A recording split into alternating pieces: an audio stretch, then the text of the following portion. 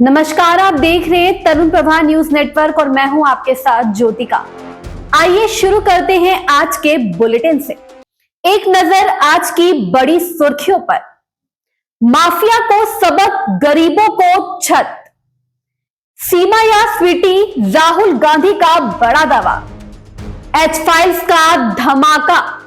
बिहार में चुनाव है, हरियाणा की कहानी सुना रहे हैं भाजपा का तंज।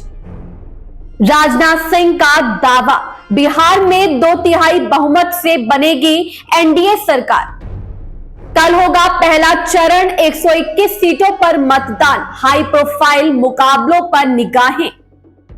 नवी मुंबई में करोड़ों का शेयर ट्रेडिंग घोटाला उजागर। महायुति एकजुट है, महाराष्ट्र निकाय चुनाव से पहले सीएम फडणवीस का ऐलान। अब बढ़ते हैं आज की मुख्य खबरों की ओर विस्तार से। कांग्रेस सांसद राहुल गांधी ने हरियाणा चुनाव को लेकर चौंकाने वाला आरोप लगाया है। उन्होंने दावा किया है कि ब्राजीलियाई मॉडल की तस्वीर का इस्तेमाल सीमा और स्वीटी नामों से कर 22 वोट डाले गए हैं। राहुल गांधी ने भाजपा पर सुनियोजित फर्जीवाड़े का आरोप लगाया है और चुनाव आयोग पर भी मिलीभगत का शक जताया है। हालांकि चुनाव आयोग ने इन आरोपों को सिरे से खारिज कर दिया है। राहुल गांधी ने बुधवार को प्रेस कॉन्फ्रेंस में एच फाइल्स पेश करते हुए बड़ा दावा किया। हरियाणा में 25 लाख से ज्यादा फर्जी वोटर पंजीकृत हैं। उन्होंने कहा कि कांग्रेस उम्मीदवारों को चुनाव के दौरान बड़े पैमाने पर गड़बड़ियों का सामना करना पड़ा। राहुल ने सवाल उठाया, क्या लोकतंत्र में अब जनता की आवाज को भी मैनेज किया जा रहा है? भाजपा का पलटवार, बिहार में चुनाव, राहुल गांधी बता रहे हैं हरियाणा की कहानी। राहुल गांधी के आरोपों पर भाजपा ने कड़ा पलटवार किया है। केंद्रीय मंत्री किरण रिजिजू ने कहा, राहुल गांधी चुनाव के वक्त विदेश चले जाते हैं, फिर हार का ठिकरा चुनाव आयोग पर फोड़ देते हैं। भाजपा ने राहुल के आरोपों को घबराहट और हताशा बताया है।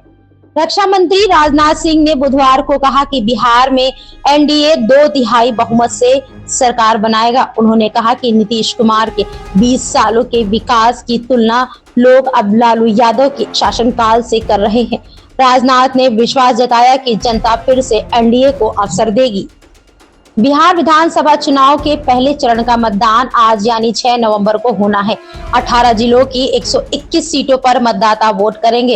राघोपुर, तारापुर, लखीसराय, दानापुर और मोकामा जैसी हाई प्रोफाइल सीटों पर मुकाबला बेहद दिलचस्प रहेगा। दोनों डिप्टी सीएम सहित कई बड़े नेताओं की प्रतिष्ठा दांव पर है। नवी मुंबई की साइबर टीम ने चीन और कंबोडिया से जुड़ा करोड़ों का ऑनलाइन शेयर ट्रेडिंग घोटाला उजागर किया है। पुलिस ने 7 आरोपियों को गिरफ्तार कर 118 खातों को फ्रीज किया। आरोपी सोशल मीडिया के जरिए निवेशकों को ऊंचे मुनाफे का साझा देकर ठग रहे थे।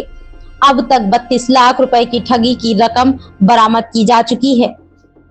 महाराष्ट्र के मुख्यमंत्री देवेंद्र फडणवीस ने कहा है कि महायुति गठबंधन पूरी तरह एकजुट है। उन्होंने भरोसा जताया है कि शिंदे गुट और अजित पवार की राकंपा चुनाव से पहले या बाद में साथ रहेंगे। फडणवीस ने कहा, हम पूरी तरह तैयार हैं और जीत हमारी ही होगी। उत्तर प्रदेश में योगी सरकार का बड़ा संदेश, माफियाओं से छीनी जमीन अब गरीबों को मिल रही है। मुख्यमंत्री योगी आदित्यनाथ ने लखनऊ में मुख्तार अंसारी की जमीन पर बने 72 ईडब्ल्यूएस फ्लैट गरीब परिवारों को सौंपे हैं। इस पर मुख्यमंत्री ने कहा कि ये सिर्फ घर नहीं बल्कि न्याय और समता का प्रतीक है। राज्य सरकार की जीरो टॉलरेंस नीति के तहत अब तक माफियाओं से हजारों करोड़ की संपत्ति जब्त कर जनहित में इस्तेमाल की जा चुकी है। आज का ये कार्यक्रम केवल एक कार्यक्रम नहीं है, ये अपने आप में एक संदेश भी है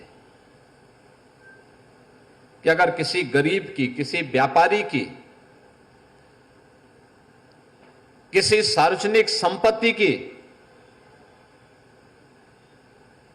और किसी सरकारी भूमि पर किसी माफिया ने, किसी अपराधी ने कब्जा किया तो उसका यही हाल होगा जो यहां पर हम लोगों ने किया है और वही हाल होगा जो प्रयागराज में इससे पहले हम लोगों ने किया है। बहनों और भाइयों, ये लखनऊ की सबसे प्राइम लोकेशन है, सबसे प्राइम लोकेशन। एक आवास जिसे एलडीए ने 10,70,000 में उपलब्ध करवाया है, अगर मार्केट रेट के हिसाब से इसको देखा जाए तो ये कम से कम 1 करोड़ में पड़ती यहां पर।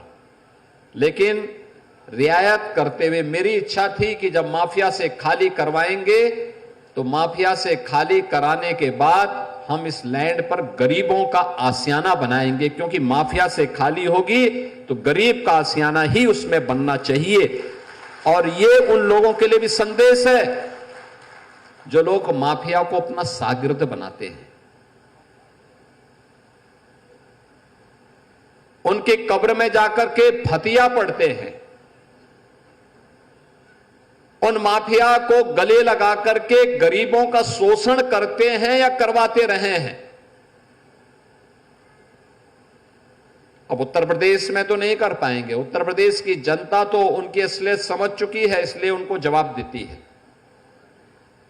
लेकिन ये सभी जगहों के लिए बराबर लागू होता है।